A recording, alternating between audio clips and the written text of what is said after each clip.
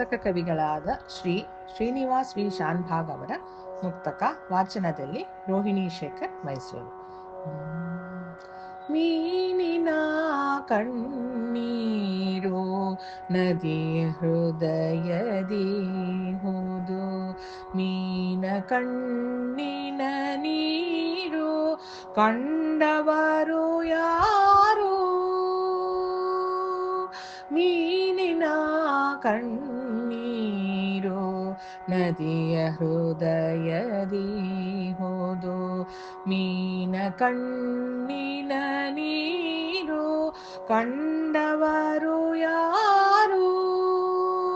ದೀನ ಮನುಜನ ದುಃಖ ಹೃದಯವಂತನು ಬಲ್ಲ, ದೀನ ಮನುಜನ ದುಃಖ ಹೃದಯವಂತನು ಬಲ್ಲ, ಕಾಣುವದೆ ನಿರ್ದಯಿಗೆ ಶ್ರೀನಿವಾಸ.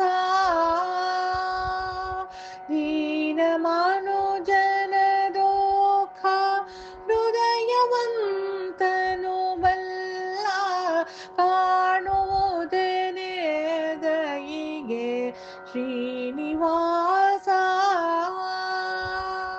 ಕಾಣುವುದೇ ನಿರ್ದಯಿಗೆ ಶ್ರೀನಿವಾಸ.